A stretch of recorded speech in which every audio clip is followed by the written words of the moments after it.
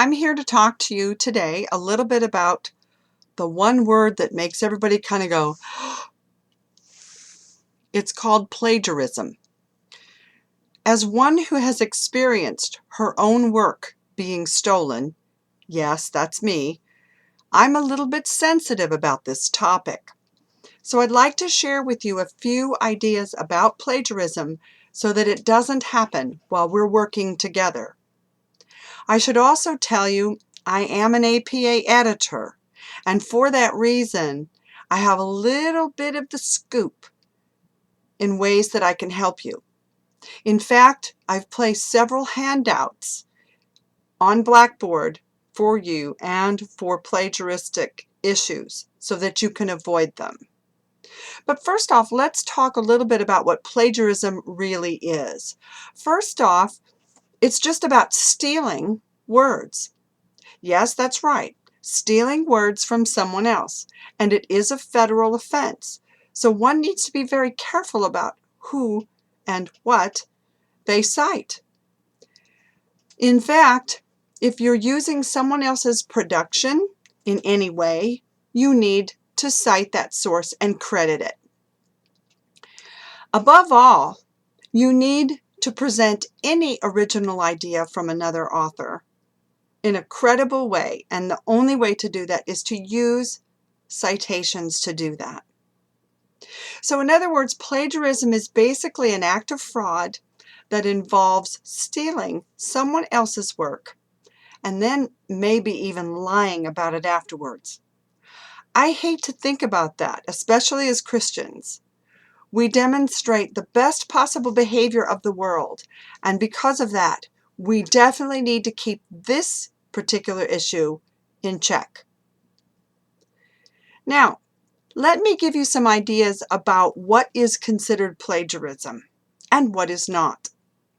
First, anytime that you turn in someone else's work as your own, copy it down word for word from someone else without citing it or giving proper credit, if you fail to put a quotation around the specific wording that someone else used, if you change words but basically copy the same ideas in a sentence, or if you copy maybe a portion of those words and a portion of the other, say an original phrase, without citing, again, all of these are sources of plagiarism.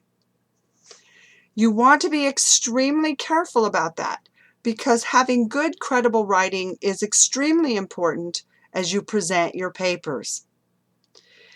When material is directly taken from a book, a journal, a presentation, a speech, a statement, even what I'm saying right here, because these are my own original ideas and thoughts about plagiarism, one should definitely quote me.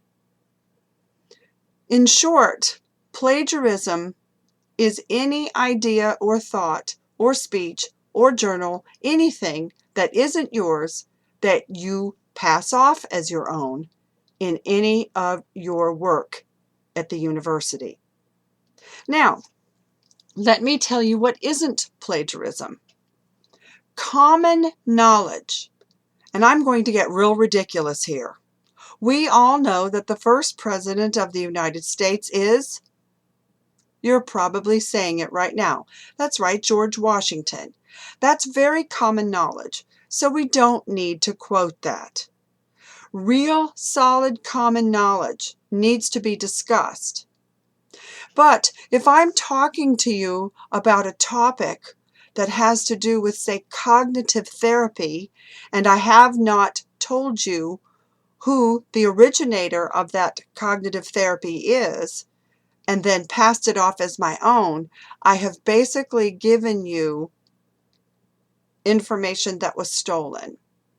While the information may be great and even helpful to you, it isn't appropriate or professional. And in terms of the ethics, it's extremely important that each of us take a great deal of time to figure that out and to make sure that we are being as credible and ethical as possible in our writing.